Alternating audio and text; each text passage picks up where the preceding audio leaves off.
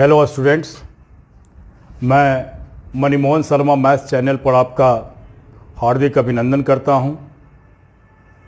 पिछले वीडियोज़ में हम 12th क्लास का फंक्शन और 11th क्लास का लिमिट दो टॉपिक हम आपको कंप्लीट थ्योरम्स और साथ में उसका प्रॉब्लम्स बता चुके हैं। साथ में ये हम कहें कि जो आईटीज़ के एडवांस के लिए जो क्वेश्चंस होंगे उसका फर्दर मैं 12th एग्जामिनेशन के बाद वीडियो लेकर आऊँगा और तब हम एडवांस के क्वेश्चन की बात करेंगे। समय के अनुसार थोड़ा सिलेबस को फास्ट करना है और पूरी सिलेबस डिटेल में स्टडी करना है, इसलिए आज मैं आपको कंटिन्यूटी ऑफ ए फंक्शन का टॉपिक शुरू कर रहा हूँ और आप इसका थ्योरीज देखेंगे और साथ में ये देखेंगे कि क्लास 12th में किस प्रकार का प्रॉब्लम पूछता है। तो continuity of a function at a point की बात पहले स्टडी करते हैं। कंटिन्यूटी ऑफ ए फंक्शन का स्टडी हम बहुत सारे क्षेत्रों में करेंगे, माने बहुत सारे, पहले एक पॉइंट के लिए हम स्टडी करेंगे, फिर एक ओपन इंटरवल के लिए स्टडी करेंगे, फिर हम क्लोज्ड इंटरवल के लिए स्टडी करेंगे और फिर पूरे उसका डोमेन के लिए स्टडी करेंगे। इसलिए कंटिन्यूटी ऑफ पॉइंट अभी हमारा एक पॉइंट पर कंटिन्यूटी हम लोग स्टडी कर रहे हैं। मतलब हमारे पास टॉपिक है continuity of A point of a function at point या एट ए पॉइंट कर देते हैं, एट ए पॉइंट, और नाम ले लेते हैं x इक्वल टू ए। अब फंक्शन का भी नाम रख सकते हो स्टूडेंट, f(x) लिख लो, कंटिन्यूटी f कर दो। चलो, तो continuity of a function f at a point a, इसका स्टडी कर रहे हैं। अब इसके दो स्टडीज के पार्ट होंगे, एक तो हमारे पास इसका एनालिटिकल स्टडी होगा और दूसरा इसका ग्राफिकल स्टडी होगा। तो सबसे पहले इसका एनालिटिकल स्टडी की बात करते हैं।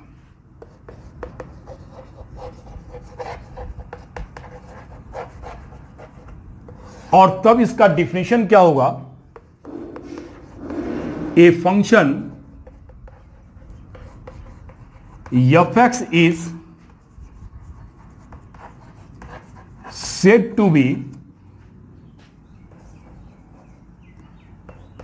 to be continuity या said to be continuous at a point,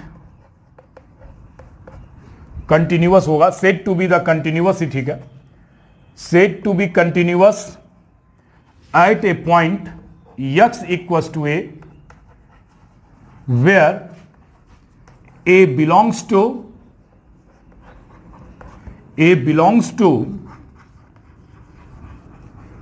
domain of f(x), या इसको सिंबॉलिक भी रिप्रेजेंट कर सकते थे।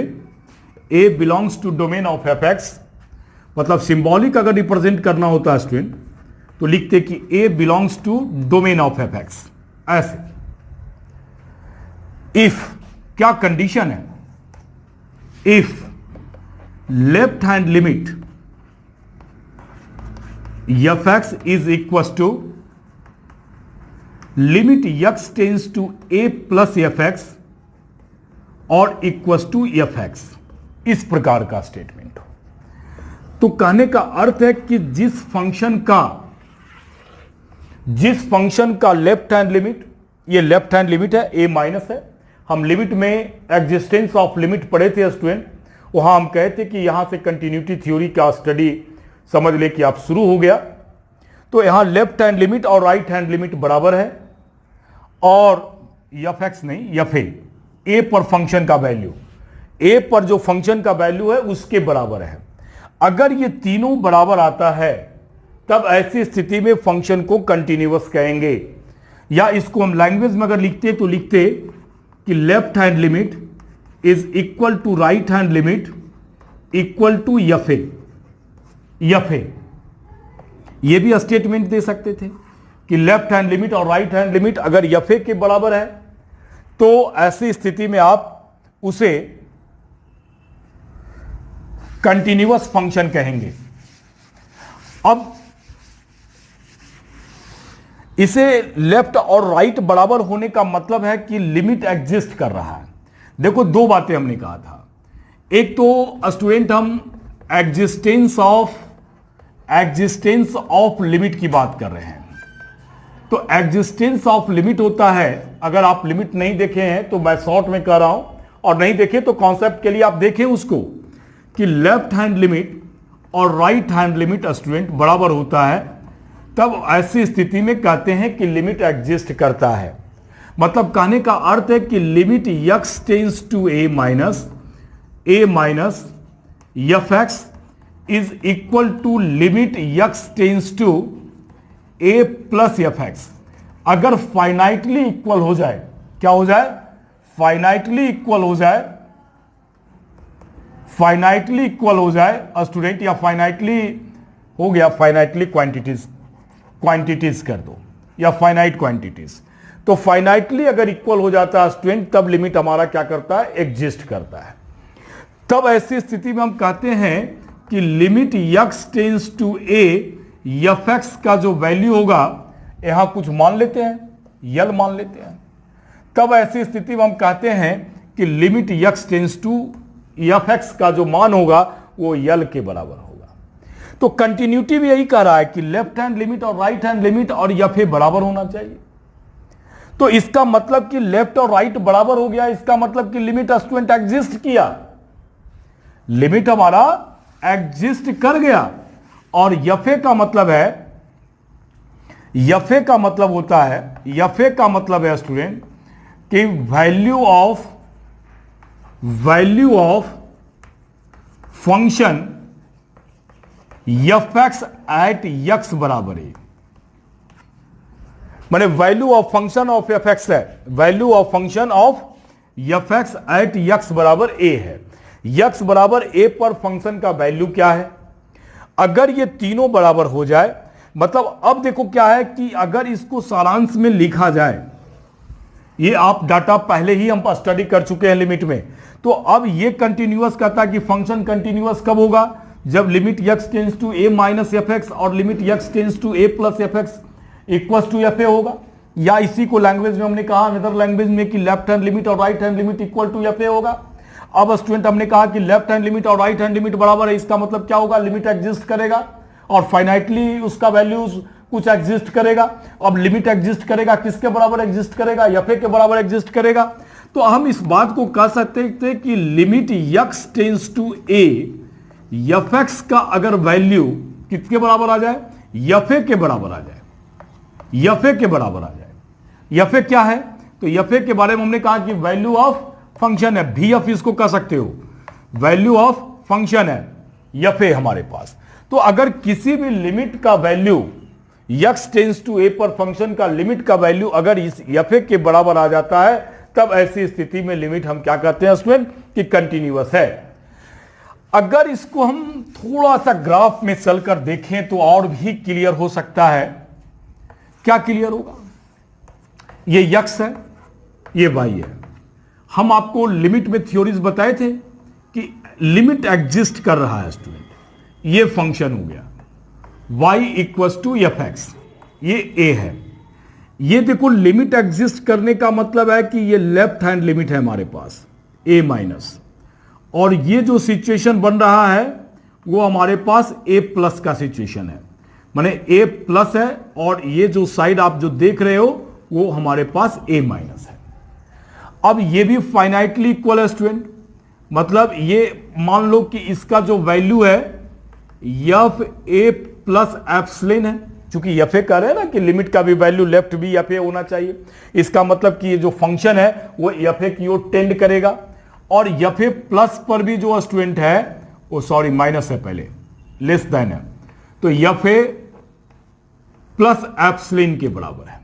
इसका मतलब कि जब लिमिट जो है आप राइट से टेंड करवाते हो, तब भी आपका राइट हैंड लिमिट भी एफ ए को टेंड कर रहा था, और जब ए माइनस लेफ्ट से टेंड करवाते हो तब भी लिमिट एफ ए को टेंड कर रहा है, और साथ में एक वैल्यू दिया हुआ है, फंक्शन का वैल्यू दिया हुआ है, माने फंक्शन का वैल्यू दिया हुआ है, कितना दिया हुआ है, एफ ए दिया हुआ है।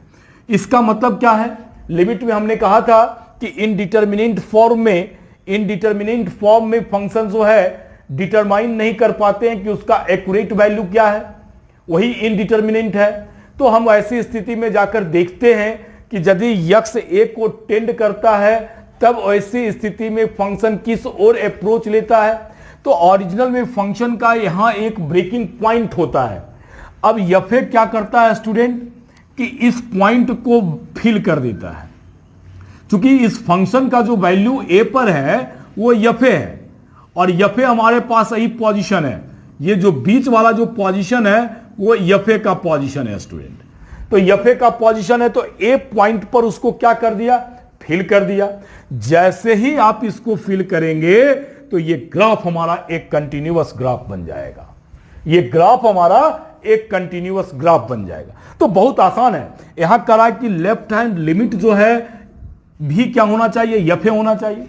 इसका मतलब कि लेफ्ट हैंड लिमिट जो है उसका अप्रोच किधर है, एफ ए की ओर। अगर पूरे लिमिट के केस को देखते हैं, लिमिट के केस को देखते हैं तो कहता है कि अगर यक्स ए को टेंड करता है तब ऐसी स्थिति में एफ एक्स जो है स्टूडेंट, वो एफ एक्स जो है एफ ए को टेंड करेगा, माने एफ ए से थोड़ा सा उसका वैल्यू कम होता है, माने टेंडिंग पोजीशन एफ ए है।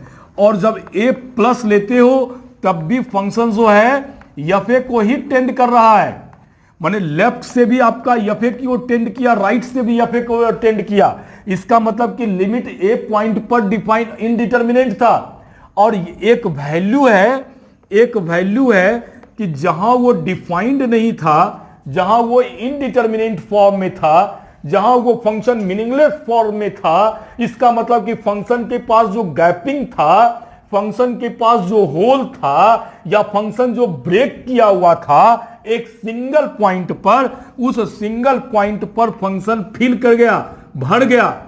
जैसे ही फंक्शन भर गया तो आप इस फंक्शन को हम क्या कहेंगे कि ये फंक्शन हमारा कंटिन्यूअस फंक्शन है। तो कहने का अर्थ है कि आपको 3 शर्तें याद रखना होगा कि लेफ्ट से फंक्शन जिस पॉइंट की ओर टेंड करे, मान लो एक यूनिक पॉइंट की ओर टेंड कर रहा हो, वो यूनिक पॉइंट एफ ए है थ्योरीज के हिसाब से, और राइट से भी जो फंक्शन एक यूनिक पॉइंट एफ ए की ओर टेंड कर रहा है, इसका मतलब ए पर फंक्शन जो है इनडिटरमिनेंट था, इसका मतलब वहां एक ब्रेकिंग पॉइंट था। उस ब्रेकिंग पॉइंट को क्वेश्चन के अंदर में फंक्शन का वैल्यू दिया हुआ रहेगा, उस ब्रेकिंग पॉइंट को एफ ए क्या करेगा, फिल कर देगा। जैसे ही एफ ए उस होल को फिल करेगा, उस गैप को फिल करेगा, उसी प्रकार से फंक्शन आपका कंटिन्यूअस हो जाएगा। तो कहने का अर्थ है कि फंक्शन कंटिन्यूअस तब होंगे जब फंक्शन का left hand limit, right hand limit दोनों फाइनाइटली इक्वल हो, और दोनों का लिमिट जो है फंक्शन ऑफ वैल्यू, माने function value of function at X equal to A के बराबर हो, मतलब एफ ए के बराबर हो जाए, तब ऐसी स्थिति में फंक्शन को कंटिन्यूअस कहेंगे। और अगर ऐसा सिचुएशन नहीं हुआ तब इसका मतलब है कि फंक्शन हमारा डिसकंटिन्यूअस हो जाएगा। मतलब अब इसी थ्योरीज में हम इस प्रकार से कहें, कंटिन्यूटी अभी देख रहे थे, अब इसी को कह दें discontinuity of a function at a point x equal to a, x equal to a point पर फंक्शन की डिसकंटिन्यूटी। तो हम इसका डिफाइनेशन की बात करें तो हम कहें कि अगर फंक्शन कंटिन्यूअस नहीं है, अगर फंक्शन कंटिन्यूअस नहीं है तो इसका मतलब फंक्शन डिसकंटिन्यूअस हो। तो पहले स्टेप में हम कहें कि if f x is not continuous, then f x is said to be, या कंटिन्यूअस एट पॉइंट ए लिख लो, एट ए पॉइंट, चलो मिटाई देते हैं, fx is not continuous at point x equal to a, then fx is said to be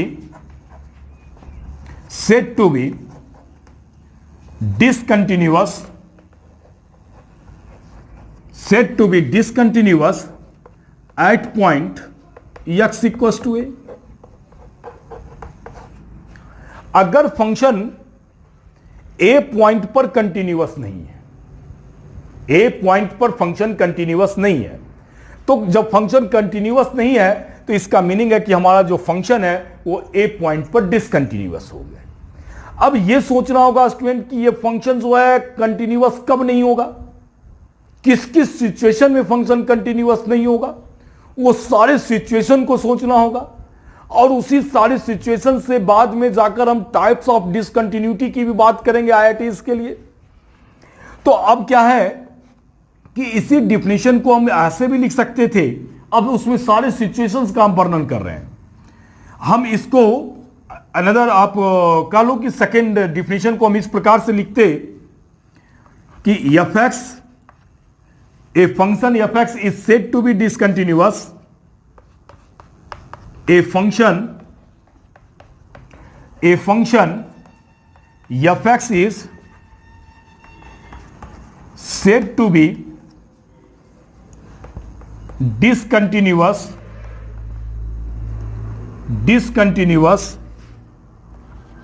at point x equal to a if। अब देखिए condition number एक,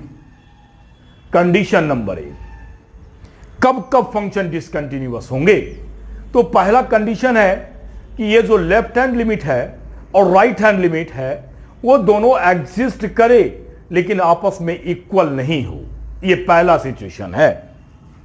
left hand limit x tends to a minus fx and limit x tends to a plus fx exist but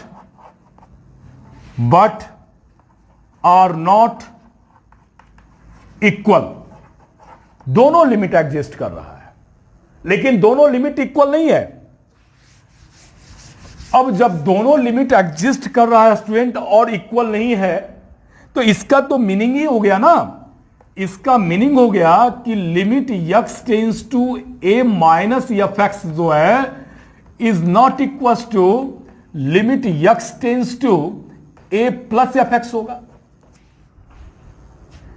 अब जब चूंकि अब continuity की अगर definition कहोगे तो कहता है कि लेफ्ट हैंड लिमिट और राइट हैंड लिमिट और f बराबर होना चाहिए। तो यहां तो कंडीशन आ गया ना कि left hand limit is not equal to right hand limit. अगर दोनों लिमिट ही आपस में इक्वल नहीं है, मतलब लिमिट ही एग्जिस्ट नहीं करेगा, तो एक होल उसके अंदर में नहीं होगा, तब जो उसका गैप होगा वो एक बड़ा गैप बनेगा। ऐसे सिचुएशन में माने फंक्शन जस्ट एक जंप करेगा और तब ऐसी स्थिति में जंप डिसकंटिन्यूटी का निर्माण होता है स्टूडेंट। तो ऐसी स्थिति में ये तो आप लिख ही लिए होंगे। तो फर्स्ट केस को हम देख रहे हैं अभी। तो इस सिचुएशन में क्या होगा, देखो सिचुएशन रीड करके। तो इस सिचुएशन में क्या है कि लेफ्ट आपके पास में यहां है, राइट आपके पास में ये है, ये y है, ऑरिजिन है, x है। ये ए पॉइंट पर आप स्टडी कर रहे हो, ये ए पॉइंट है। अब ऐसे सिचुएशन में आप देखो ये डॉट डॉट है, ये तुम्हारे पास, ये जो तुम देख रहे हो ना, ये तुम्हारे पास a प्लस एच है और ये तुम्हारे पास a माइनस एच है, या a माइनस को जो थ्योरी में लिख रहा है वो a माइनस है, तो ये a माइनस है और ये तुम्हारे पास a प्लस है। तो अब ऐसी स्थिति में स्टूडेंट ये तो L1 है और ये तुम्हारे पास L2 है। अब तुम्हारे पास यफे जो है, यफे फंक्शन का जो वैल्यू है एक सिंगल वैल्यू है और एक सिंगल वैल्यू इस गैप को फिल नहीं कर सकता है, वो सिर्फ एक पॉइंट को फिल कर सकता है। तो यफे किसी सिचुएशन में कहीं भी हो, अब यफे का होने का सिचुएशन अगर स्टडी करते हो तो उसमें बहुत सारे सिचुएशन हो सकते हैं। या फिर हो सकता है इसके लेस देन में आ जाए, या फिर हो सकता है इस लेफ्ट हैंड लिमिट पर एग्जिस्ट करे, या फिर हो सकता है इसके बीच में भी एग्जिस्ट करेगा, या फिर हो सकता है कि इस राइट हैंड लिमिट पर एग्जिस्ट करेगा, या फिर हो सकता है कि आपका above the right hand limit exist करेगा। तो बहुत सारे सिचुएशन में आपका या फिर हो सकता है। लेकिन किसी भी अगर सिचुएशन की बात कर लें, वो किसी भी सिचुएशन में फंक्शन जो है आपका डिसकंटिन्यूअस होगा। मतलब ये इस सिचुएशन में जब लेफ्ट हैंड लिमिट और right hand limit finitely exist कर रहा है लेकिन इक्वल नहीं है, तब ऐसी स्थिति में आपका स्टूडेंट क्या होगा कि फंक्शन जो है डिसकंटिन्यूअस होगा। हमने कहा कि बहुत सारा केस हो सकता है इसका। जैसे बहुत सारा केस में हम कुछ एग्जांपल्स लेकर आपको दिखाते हैं, पहला केस हमने कहा कि पहले केस में इसी फिगर को बनाते हैं। फर्स्ट केस में मान लो कि यफे इस पॉइंट पर है, ये पॉइंट हमारा यफे का है, तब भी डिसकंटिन्यूअस है। सेकंड पोजीशन में हमने कहा कि ये लेफ्ट ले लिया और यफे तुम्हारे पास में यहां है और ये तुम्हारे पास है, तब भी फंक्शन क्या है? डिसकंटिन्यूअस है स्टूडेंट, तब भी फंक्शन क्या है? डिसकंटिन्यूअस है। ये first situation, second situation, third situation आप ले लो। थर्ड सिचुएशन में क्या करो कि ये ले लो, यहां ले लो और उसके बाद यहां ले लो ये। अब इस सिचुएशन में ए है, तब भी इसको फिल क्या करेगा? नहीं करेगा। ये यफे है, तब भी गैप आपका फिल नहीं हुआ, तब भी आपका फंक्शन डिसकंटिन्यूअस होगा। सिचुएशन में यहां चले जाओगे तब भी फंक्शन डिसकंटिन्यूअस होगा। अगर सिचुएशन नंबर 4 की बात करें, अगर ये लेफ्ट है, ये राइट है, ये फिल कर जाता है स्टूडेंट और ये फंक्शन बनता है, ये फंक्शन है, तो इस सिचुएशन में जो फंक्शन है वो भी हमारा क्या है? डिसकंटिन्यूअस है। माने एक का पोजीशन कहीं भी हो उससे कोई मतलब नहीं है। जब लेफ्ट हैंड लिमिट और राइट हैंड लिमिट आपका एग्जिस्ट नहीं किया, इसका मतलब फंक्शन आपका जो है डिसकंटिन्यूअस है। अब ये तो एक केस आपने देखा, हमने लिखा था कि a function F x is said to be the discontinuous if, और फर्स्ट केस हमने लिया कि left hand limit and right hand limit exist but are not equal. अब सेकंड केस हम लेते हैं कि दोनों लिमिट जो आपका है वो इक्वल है, लेकिन उसका जो वैल्यू है वो यफे के बराबर नहीं है। चलो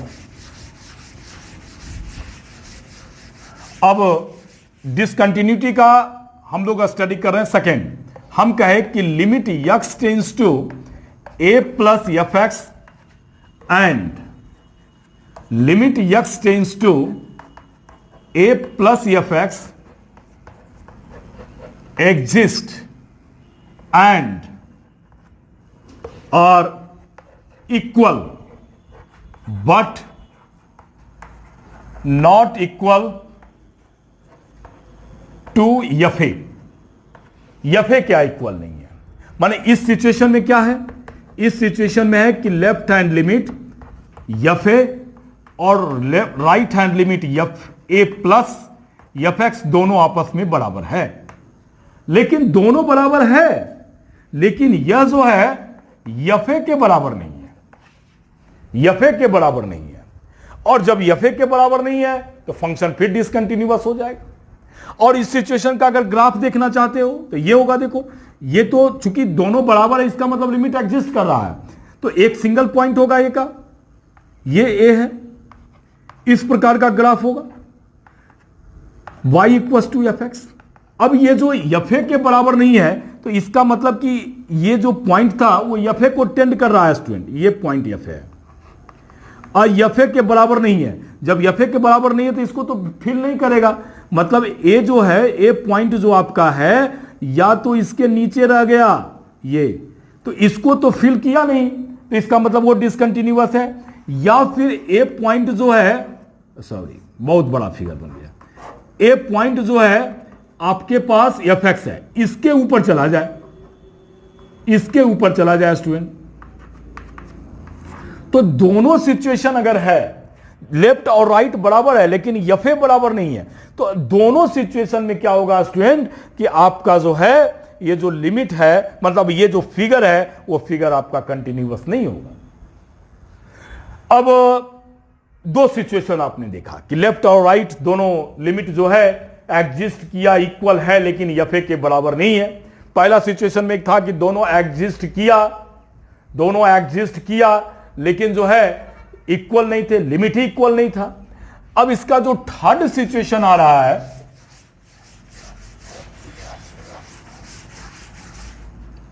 एफ ए ही डिफाइंड नहीं है, F A is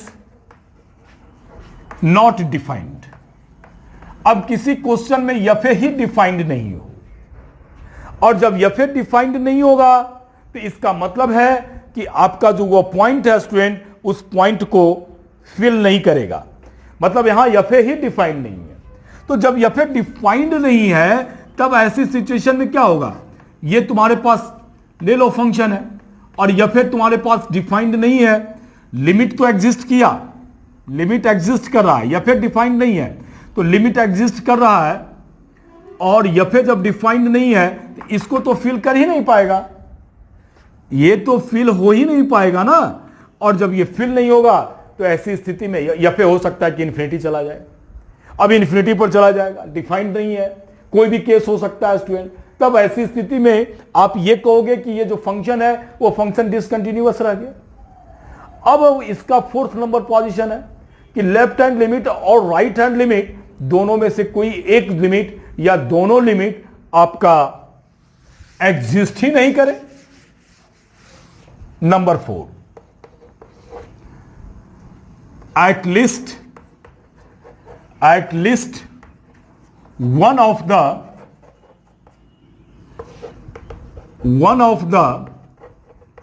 limit x tends to a minus fx and limit x tends to a plus fx does not exist। अगर दोनों में से कोई एक लिमिट एग्जिस्ट नहीं करे तब भी ऐसी स्थिति में फंक्शन डिसकंटिन्यूअस होगा। और जब लिमिट एग्जिस्ट नहीं करेगा तब इसकी जो सिचुएशन होगा स्टूडेंट, मान लो कि लेफ्ट एग्जिस्ट नहीं कर रहा है, तो इसका मतलब कि लेफ्ट जो है वो इन्फिनिटी को टेंड कर जाएगा।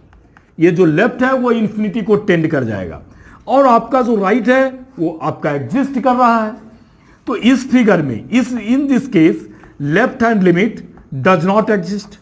और जब ये एग्जिस्ट ही नहीं किया लेफ्ट हैंड लिमिट, तो इसका मतलब कि ये कंटिन्यूअस नहीं होगा, इन्फिनिटी पर जाकर तो ये टेस्ट होगा नहीं।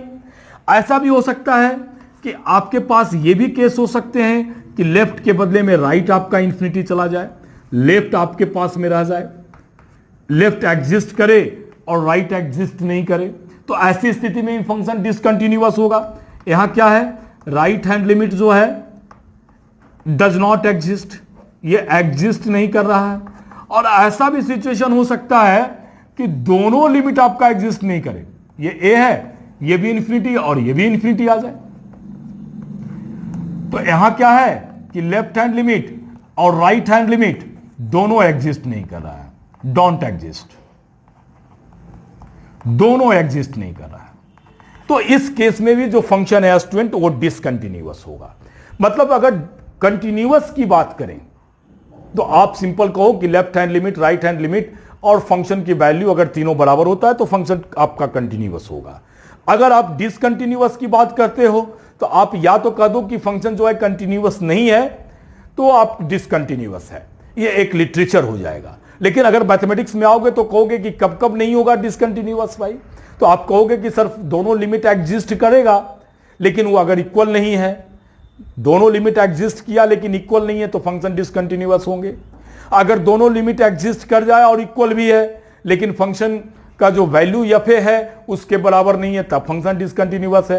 एफ ए आपके पास डिफाइंड नहीं है तब भी फंक्शन आपका डिसकंटिन्यूअस है। या फिर आप कह सकते हो कि आपका लेफ्ट हैंड लिमिट और राइट हैंड लिमिट दोनों में कम से कम एक ऐसा लिमिट हो जो एग्जिस्ट नहीं करता हो, तब भी फंक्शन आपका डिसकंटिन्यूअस है। अब इसी बात को ग्राफिकली भी हम, ये जो डिफिनेशन आपने देखा ये डिफिनेशन आपका एनालिटिकल डिफिनेशन था। अब इसको हम ग्राफिकली भी इस बात को हम रख सकते थे, रिप्रेजेंट कर सकते। अब तो आप समझ गए होंगे ग्राफिकली क्या लिख सकते थे कि इफ या ए फंक्शन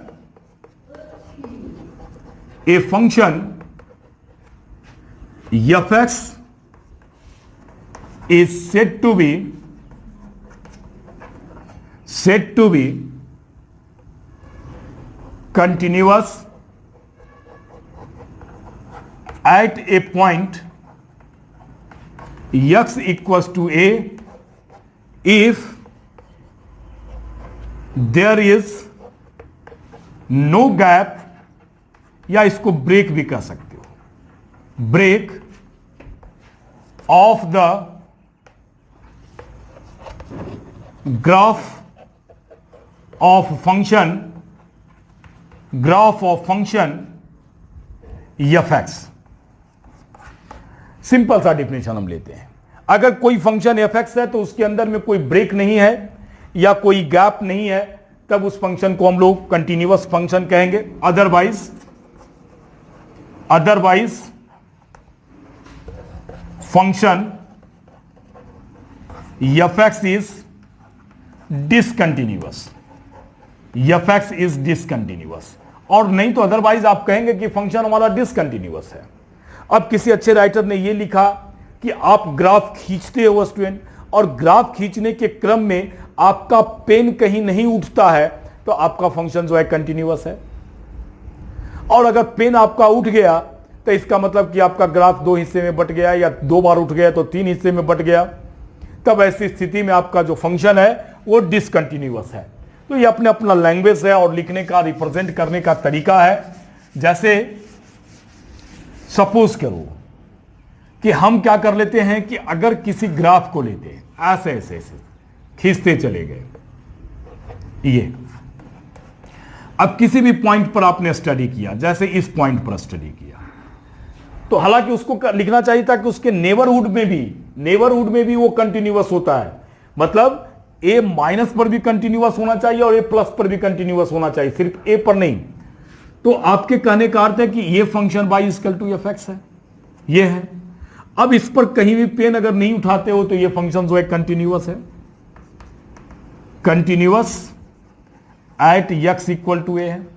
अगर कहीं आप ग्राफ खींच रहे हो इस प्रकार से और पेन उठ गया, और उसके बाद फर्दर आपने यहां से या उसके जस्ट बाद भी आप ग्राफ को खींचना शुरू करते हो, तो इसका अर्थ है कि इस पॉइंट पर यह गैप आ गया, इस पॉइंट पर आप गैप आ गया। इसका मतलब कि जो है ये फंक्शन जो है वो डिसकंटिन्यूअस है, ये फंक्शन जो है वो discontinuous at x equal to A है। तो इस प्रकार से भी आप उसके ग्राफिकली आप उसको टेस्ट कर सकते हैं, और ग्राफ आप खींचकर किसी भी पॉइंट पर टेस्ट कर सकते हैं स्टूडेंट कि वो फंक्शन आपका कंटिन्यूअस है या फंक्शन आपका डिसकंटिन्यूअस है। ग्राफ में हम सारे सिचुएशन आपका जो है डिफिनेशन के समय बताए हैं।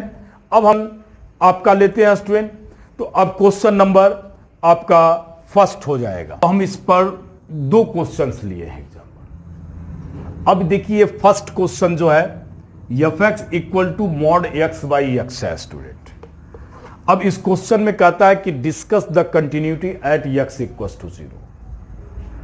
अब आप देखिए क्या है, डिस्कस करेंगे। F x equal to mod x by x है, ये फंक्शन है, और डिस्कस हमें करना है 0 पर। तो आप लेफ्ट एग्जिस्टेंस ऑफ लिमिट में भी हम आपको बताए थे लेफ्ट हैंड लिमिट और राइट हैंड लिमिट निकालना।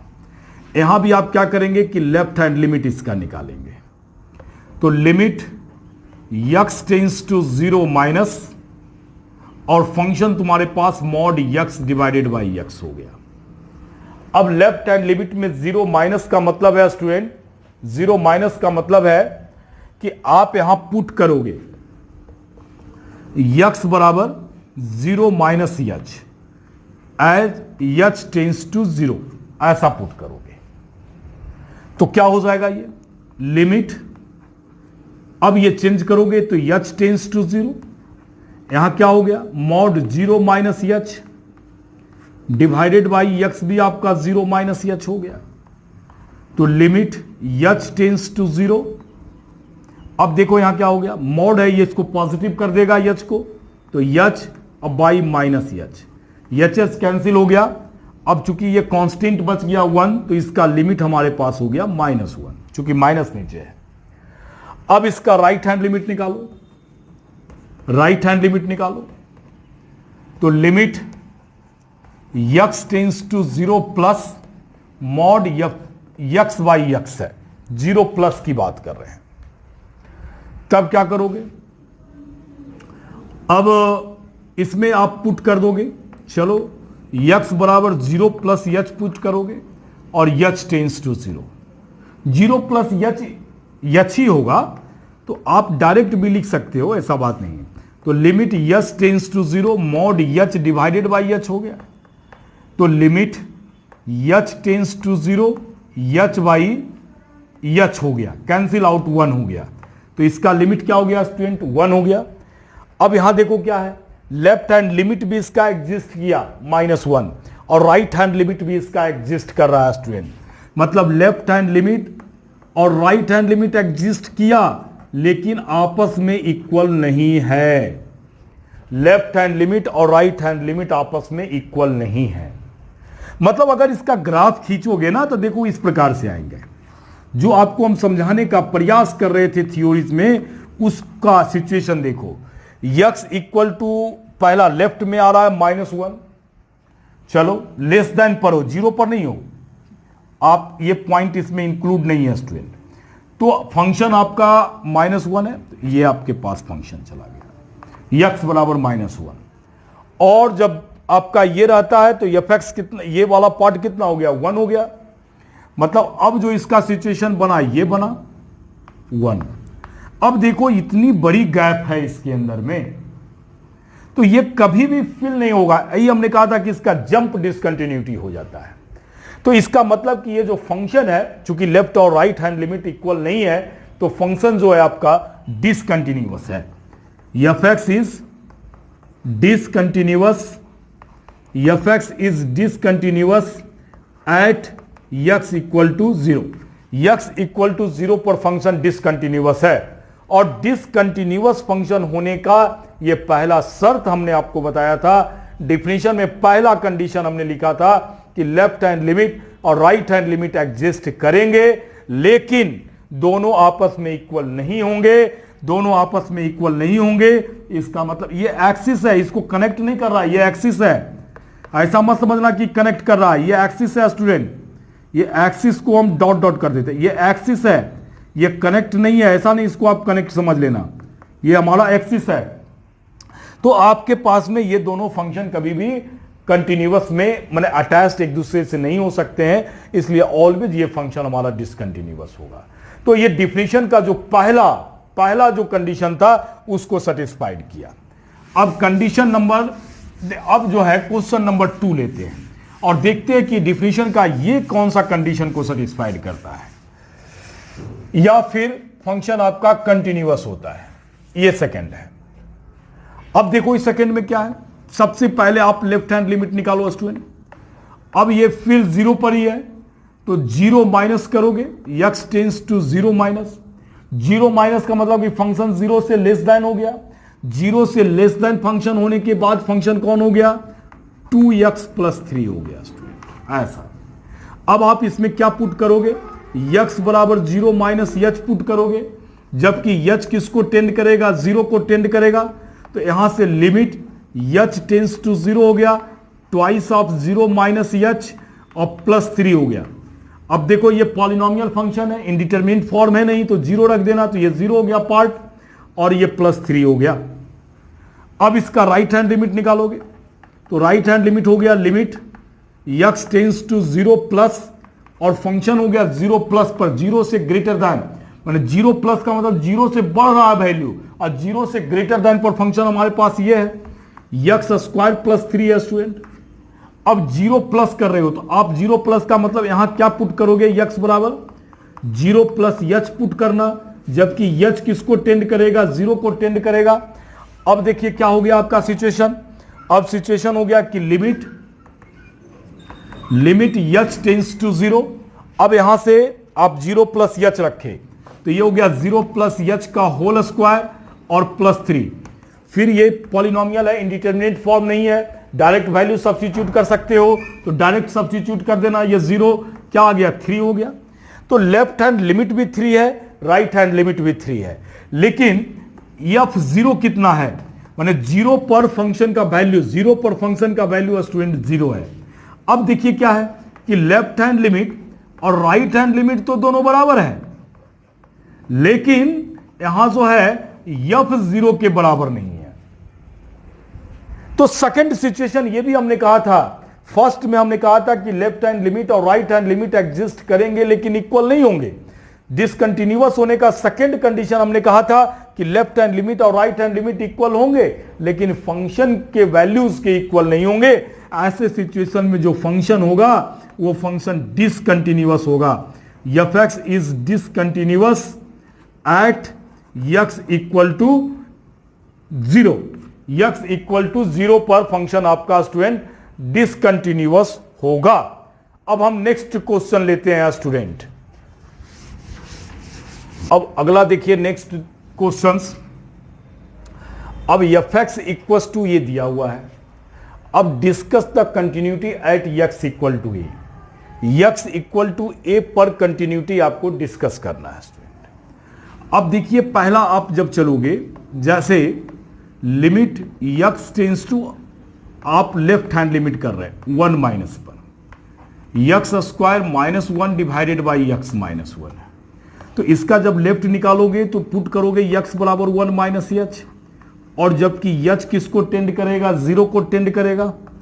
तब यहां क्या हो गया, लिमिट h टेंस टू 0, और यहां हमारे पास हो गया 1 माइनस h का whole square minus 1 divided by, और x बराबर हो गया 1 माइनस h और माइनस 1।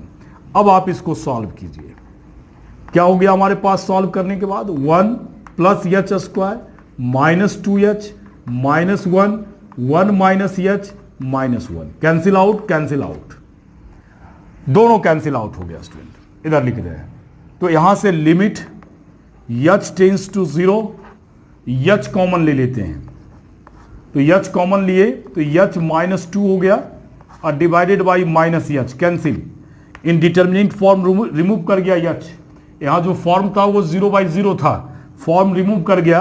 अब वैल्यू रख दो तो 0, तो माइनस ऑफ 0 माइनस 2 बराबर हमारे पास 2 आ गया। तो इसका लेफ्ट हैंड लिमिट 2 आ गया। और जब इसका राइट हैंड लिमिट निकालोगे, राइट हैंड लिमिट निकालेंगे तो फिर हमारे पास लिमिट x टेंस टू 1 है, तो 1 प्लस और function x square minus 1 by x minus 1 है।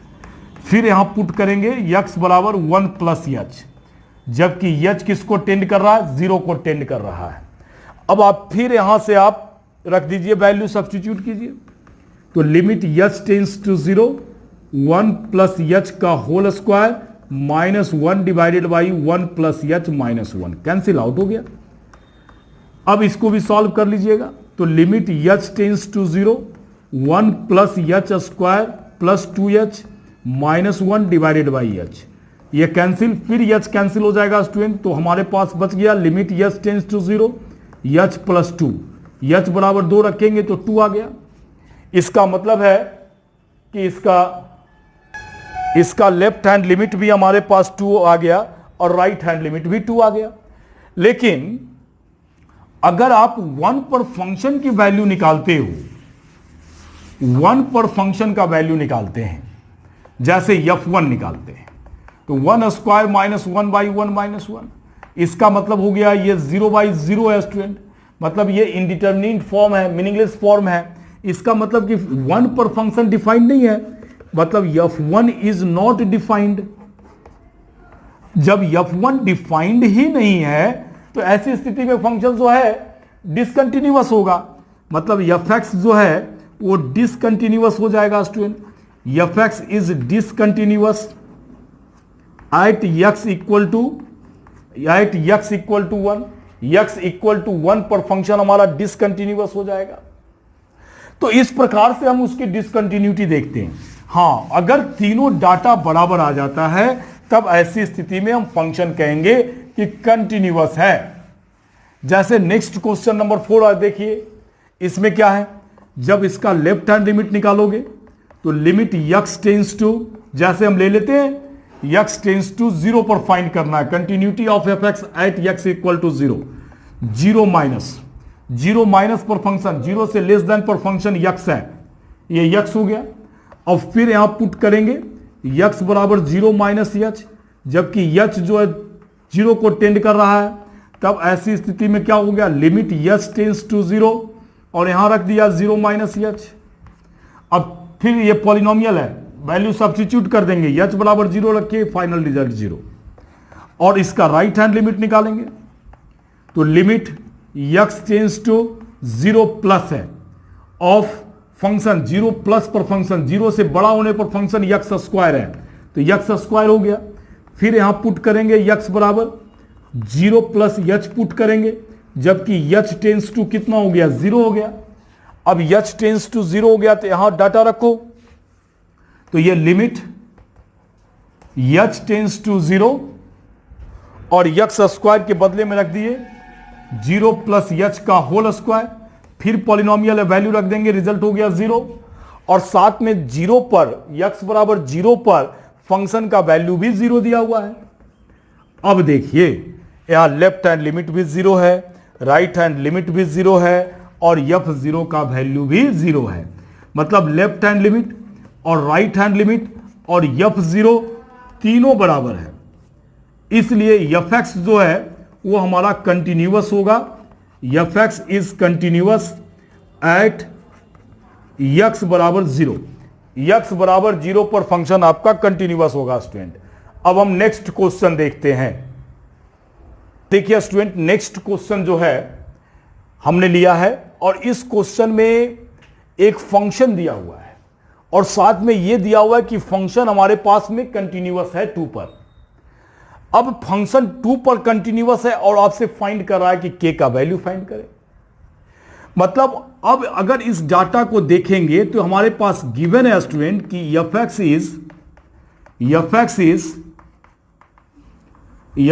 इज कंटिन्यूअस एट x बराबर 2। अब देखो सिंपल है, थ्योरी कहता है कि जैसे ही कंटिन्यूअस है, इसका मतलब है स्टूडेंट, लिख कर हम आपको फिर एक्सप्लेन करते हैं कि 2 माइनस पर जो फंक्शन का वैल्यू होगा और आपका जो वैल्यू 2 प्लस पर होगा स्टूडेंट, और साथ में f2 जो होगा वो तीनों बराबर हो। अब ये बराबर होने का मतलब है स्टूडेंट कि लिमिट बराबर होना, माने लिमिट एग्जिस्ट करना। इसका अर्थ है कि limit x tends to 2 fx जो है वो किसके बराबर होगा, f2 के बराबर होगा। तो अब फाइनली आप अगर इसका सिर्फ लिमिट निकाल लेते हैं यहां से, तो अब f2 का वैल्यू कितना दिया हुआ है, k दिया हुआ है। तो आप जैसे ही इसका लिमिट निकाल लेते हैं आपका वैल्यू फाइंड हो जाएगा। तो आप लिमिट निकालिए, आप लेफ्ट लिमिट भी राइट लिमिट भी निकाल सकते थे, लेकिन जैसे ही दिया हुआ है कि फंक्शन कंटिन्यूअस है, इसका मतलब लेफ्ट राइट बराबर है और इसके अंदर में k है नहीं। अगर इसमें भी वेरिएबल होता तो फिर हम लेफ्ट और राइट दोनों निकालते। तो आप डायरेक्ट इसका वैल्यू निकाल दो। तो लिमिट x टेंस टू 2 और fx है x cube plus x square minus 16x plus 20 और डिवाइडेड बाई x माइनस 2 का होल स्क्वायर। अब देखिए स्टूडेंट, अब इसको आप फैक्टराइज कर लेना। अब फैक्टराइज करोगे तो एक तो फैक्टर 2 पर 0 हो रहा था, एक तो फैक्टर x माइनस 2 होगा ही। चलो तो फैक्टर थ्योरम से हम इसको फैक्टराइज कर देते हैं। तो एक ले लो। अब इसका फैक्टर निकालने के लिए आपको आना चाहिए क्यूबिक का फैक्टर निकालने के लिए आना चाहिए। तो आप नहीं आता है तो आप डिवीजन कर लेना भाई। आपको अगर नहीं आता है तो x माइनस 2 से, यहां जो x माइनस 2 है उससे आप इसको डिवाइड करना, क्योंकि 2 पर ये 0 हो रहा है। ये जो फंक्शन है वो 0/0 फॉर्म में है।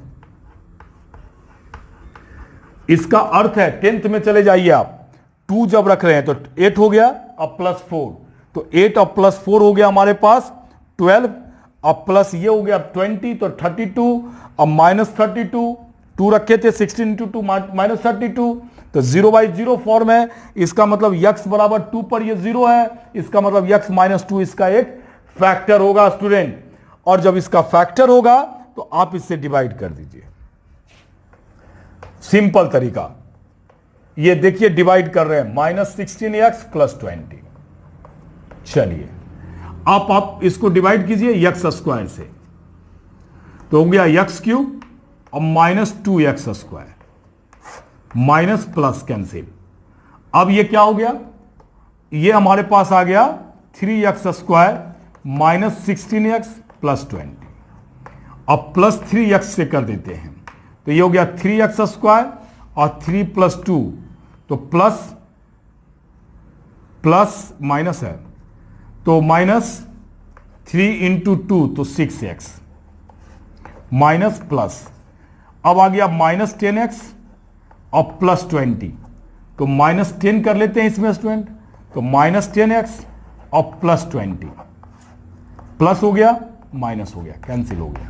मतलब इतना इंटू इतना लिख सकते हो, मतलब इसे हम लिख सकते हैं x minus 2 into x square plus 3x और -10 डिवाइडेड बाई x माइनस 2 का whole square.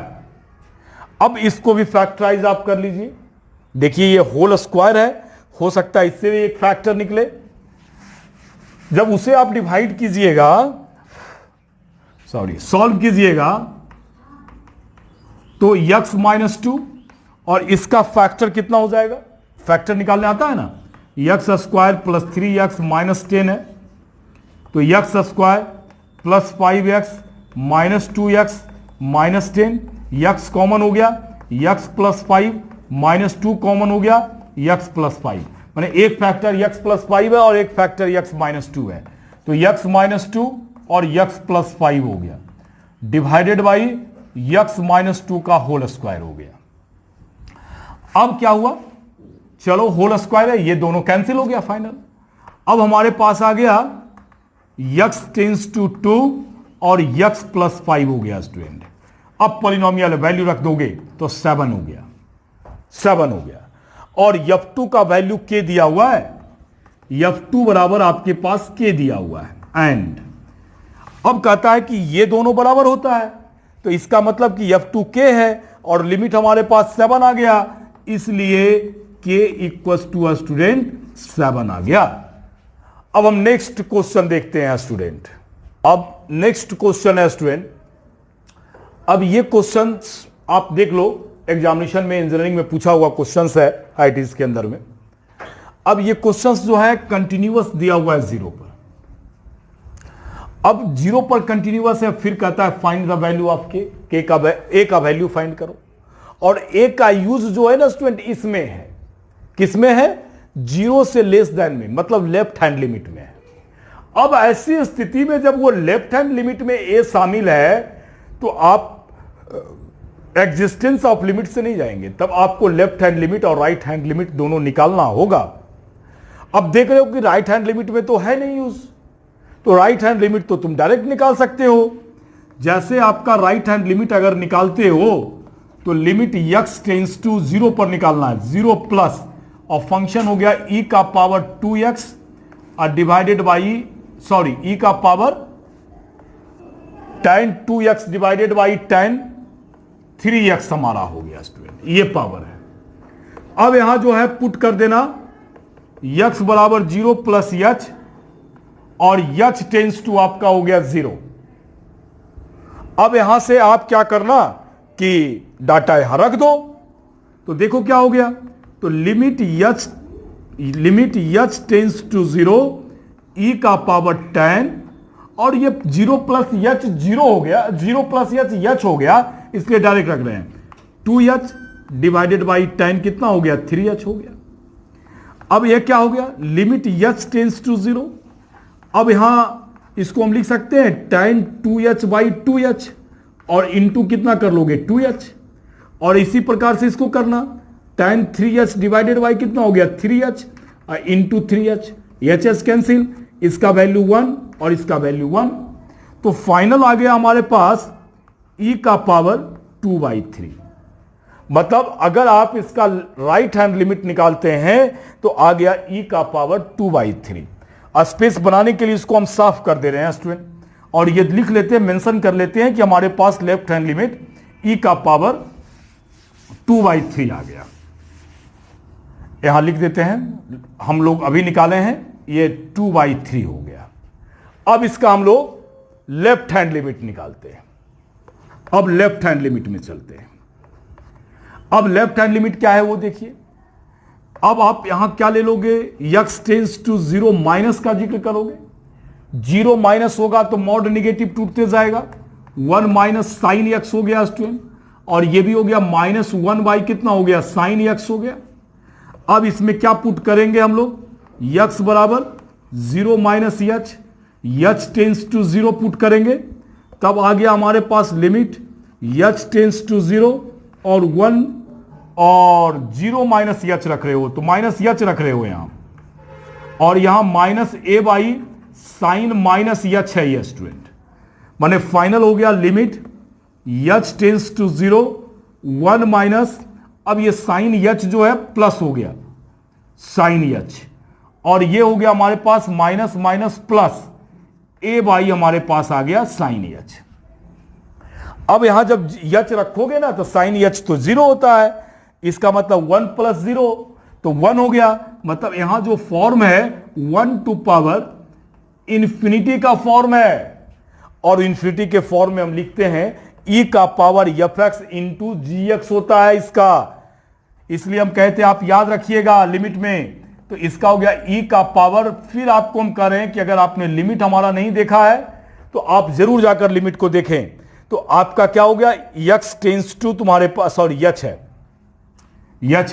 h tends to 0 और fx हो गया तुम्हारे पास साइन x, और इंटू gx हो गया h है, into a by sine h, चलो इंटू कर लो साइन h। अब साइन h कैंसिल, अब a कांस्टेंट है, h वेरिएबल है, तो इसका वैल्यू कितना आ गया, e का पावर a आ गया। अब देखो क्या दिया हुआ है, अब इसका लेफ्ट निकाल लिए, e का पावर a हो गया। अब हम इसको मिटा दे रहे हैं। जो स्टूडेंट लिमिट नहीं देखे हैं, लिमिट जरूर देखें। तो e का पावर हमारे पास a आ गया। हमने लिमिट में कहा था कि 1 प्लस fx है इस प्रकार से, और limit x tends to a है, और इसका पावर gx है स्टूडेंट। तब ऐसी स्थिति में इसका जो वैल्यू होगा e का power limit x tends to a fx into gx होगा। कब होगा, यह कब होगा, जबकि limit x tends to a fx बराबर 0 होना चाहिए, तब ये 0 हो गया तो ये 1 होगा, और limit x tends to a gx का जो वैल्यू है वो इंफिनिटी होना चाहिए, तब इसका फॉर्म 1 टू पावर इंफिनिटी होगा। अगर ऐसा होता है तो e का power limit x tends to a fx into gx होगा स्टूडेंट। अब क्वेश्चन क्या कहता है, कि क्वेश्चन कहता है कि फंक्शन कंटिन्यूअस है। क्वेश्चन कहता है कि fx is continuous at x equal to a, x equal to a पर फंक्शन कंटिन्यूअस है स्टूडेंट। जैसे ही फंक्शन आपका कंटिन्यूअस हुआ, इसका मतलब क्या हुआ कि लेफ्ट हैंड लिमिट और राइट हैंड लिमिट बराबर है। जैसे ही लेफ्ट हैंड लिमिट और राइट हैंड लिमिट बराबर है, अच्छा इसमें इक्वल्स टू भी लगा देना ठीक होगा, तो आपका जैसे ही बराबर है, या आप कह लो कि f 0 है ना, f 0 है, f 0 भी बराबर होगा। तो लेफ्ट हमारे पास e का पावर a आ गया, और राइट हमारे पास e का पावर 2/3 हो गया, और f 0 पर वैल्यू नहीं लिखे थे क्या, tan 0 0, नहीं 0 मत लगाओ इसमें, रहने दो इसको, आपको ये अलग से लिखना पड़ेगा। ये 0 पर इसका जो वैल्यू है ना, e का पावर 2/3 होगा। अगर हम मेंशन करते इसे तो इसमें लिखते x बराबर 0, मेंशन नहीं क्वेश्चन में किए हैं, x बराबर 0 पर इसका वैल्यू e का पावर 2/3 है। नहीं भी है तो कोई बात नहीं, फंक्शन दिया हुआ है कि कंटिन्यूअस है, तो e का पावर 2/3, तो लेफ्ट और राइट बराबर है। इतना से ही आपके इसी कंडीशन से सिर्फ आपका a का वैल्यू निकल गया। a बराबर हमारे पास हो गया स्टूडेंट 2/3, a बराबर हो गया हमारे पास 2/3। तो इस प्रकार से a का वैल्यू हम निकाल लिए। अब हम इसके साथ वीडियोस को समाप्त करते हैं स्टूडेंट। अब नेक्स्ट वीडियोस में हम फिर प्रॉब्लम देखेंगे और थ्योरीज को देखेंगे कंटिन्यूटी का। धन्यवाद।